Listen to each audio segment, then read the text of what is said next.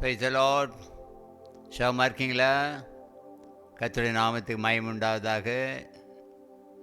சந்தோஷமாய் சபையிலிருந்து வீடு திரும்பியிருப்பீங்க. ஒருவருக்கொருவர் உங்கள் சபையில் என்ன வாக்குத்தத்தம், எங்கள் சபையில் இந்த வாக்குத்தத்தம் என்ன ஷேர் பண்ணியிருப்பீங்க இல்லையா? எல்லா சபைகளிலேயும் ஒரே ஆண்டவர் தான் இருக்கார், ஒரே ஆவியானவர் தான் இருக்கார். அது மாறாதது. கர்த்தருக்கு மகிமை உண்டாவதாக. இந்த நாளிலே தேவனுடைய ஒரு வார்த்தையை நான் வாசிக்கிறேன். அப்போஸ்தலர் நடபடிகளின் புத்தகம் 3ஆம் அதிகாரம் 26வது வசனம்.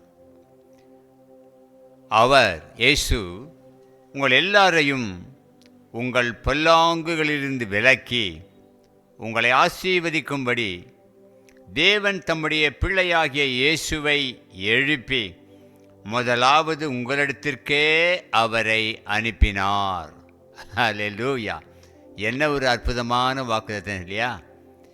ஆண்டவர் இயேசு உயிர்த்தெழுந்த பிறகு என்ன செய்தாராம் தெரியுமா? தேவன் முதலாவது நம்ம வீட்டுக்கு தான் அனுப்பினாராம். ஓ, இன்றைக்கு தான் நீங்கள் கேள்விப்படுறீங்களா? நிச்சயமாக நான் இந்த வசனத்தை முதலாவது படிக்கும்பொழுது விசுவாசித்தேன். இயேசு உயிர்த்தெழுந்த பிறகு முதலாவது என்னிடத்திற்கு வந்தார், எங்கள் வீட்டுக்கு வந்தார். நீங்கள் சொல்லி பாருங்கள், எங்கள் வீட்டுக்கு இயேசு வந்தார். நிச்சயமாய் வந்திருப்பார். நீங்கள் அறியாமல் இருக்கலாம். எதற்கு? உங்களை ஆசீர்வதிக்கும்படி. Praise the Lord. தேவனுடைய வாக்குத்தத்தத்திற்கு தொடர்ச்சி இதுதான். உங்களை ஆசீர்வதிக்கும்படி இயேசு நேராக உங்களிடத்திற்கு வந்திருக்கார். விசுவாசிக்கிறீங்களா? நிச்சயமாய். ஆமேன். God bless you.